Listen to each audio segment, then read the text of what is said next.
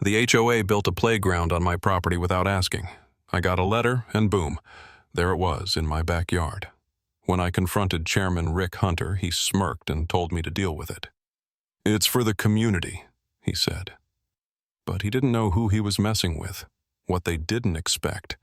I had proof that would crush them, and when it all came out, Rick wasn't laughing anymore. But let's rewind. It all started with a letter. Just a regular, stiff, official-looking envelope. Nothing that'd make you think the world was about to flip upside down. But when I opened it, I felt my blood start to boil. The Homeowners Association, HOA, had decided, without any notice or permission, to build a playground on my property. They had plans drawn up, construction permits, the whole deal. Apparently, some community initiative meant to benefit the neighborhood's children. But who the hell gives you the right to start building stuff on someone else's property? I'm Mark Callahan, 37, father of 2, and I've lived here for over a decade. This place was my sanctuary. I worked hard to buy this land, to have my own slice of peace in a suburban sea of pretentious lawns and ever-watchful HOA eyes. The backyard was mine. No HOA rulebook was going to tell me how to use it. And now, they were digging holes in it without even so much as a, "Hey Mark, do you mind?" I immediately called the HOA office. A man named Rick Hunter answered, the kind of guy whose voice immediately made you think he could sell you a bridge. He calmly explained that they had permission to build this community asset in an area they deemed appropriate. "It's for the kids, Mark," he said. "A new play area right next to your yard. What's the harm?" "No harm. The harm is that it's my property." I told him to get lost and hung up, only to realize I had to do something. I couldn't just let them bulldoze my land without a fight. I did some research and found out they didn't even have the legal right to do this. They were trying to pull off some underhanded manipulation with zoning and community agreements. But this wasn't just about me. This was about my rights, my family's home. I wasn't going to let them waltz all over it. I thought it would be a simple conversation, maybe an email or two to set things straight. But oh boy, I was wrong. I reached out to my neighbor, Brittany Thomas, who lived across the street. I knew she had been involved in some HOA drama before. She was skeptical at first, but soon enough we were both deep into a legal rabbit hole. We went through the HOA's bylaws, dug into city records, and pulled up every scrap of information we could find. The problem was that the HOA had an army of lawyers on standby, and Rick wasn't backing down. The letters they sent me were filled with bureaucratic jargon, implied threats about fines and legal action, and even a passive-aggressive tone like they were doing me a favor. After a few weeks of getting nowhere, I knew I needed to escalate. I hired Marissa Cole, a local property lawyer with a reputation for taking on HOA bullies. I remember our first meeting. She looked at the letter from Rick and just chuckled. "They think they can take your property because you're not paying attention.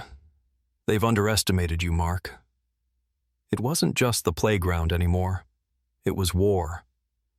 Marissa and I started gathering evidence, zoning maps, property records, emails from neighbors that weren't too happy with the situation. Brittany got involved too, rallying other residents who were sick of Rick and his overreach. But every time we thought we had a foothold, something new popped up. The HOA sent out a crew to start clearing my backyard.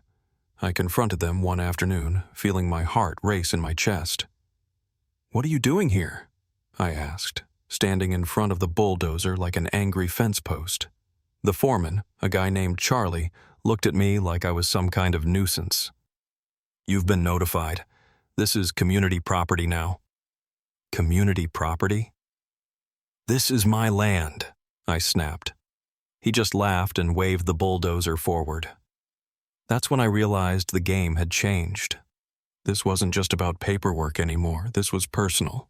At this point, I was pissed, but I had no choice but to double down. Marissa suggested we go public, get the media involved. She knew that exposure could be our weapon, especially if I could show that the HOA was being shady.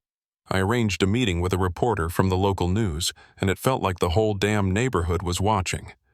Marissa helped me craft a statement.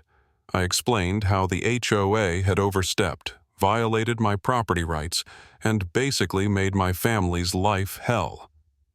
The next day, I woke up to my front yard filled with news vans and cameras.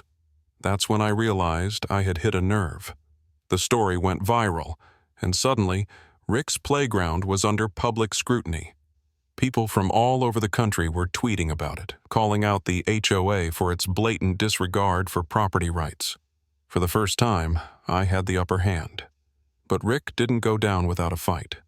He sent me more letters, threatening legal consequences and even trying to stir up rumors about my intentions in the community.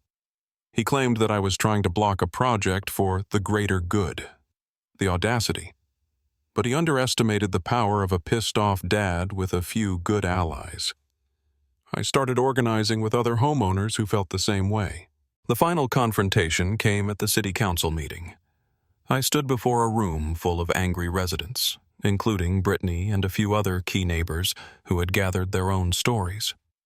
Together, we exposed the HOA's manipulative tactics, how they'd secretly rezoned my property without consent, how they'd misused funds for the playground project, and how they had no legal authority to act the way they did. Rick tried to talk over me, to play the victim, but the evidence was overwhelming. Marissa presented the final blow, a document from city planning that proved the playground was never approved for the location they'd chosen. The crowd turned on Rick, demanding accountability. The council voted to halt the project, and Rick was forced to resign. The HOA was ordered to compensate me for damages and legal fees, and they had to completely revise their zoning practices. It felt like victory, but even more than that, it felt like justice. I got my property back, the playground was dismantled, and the HOA was finally held accountable for its overreach. I could breathe easy again.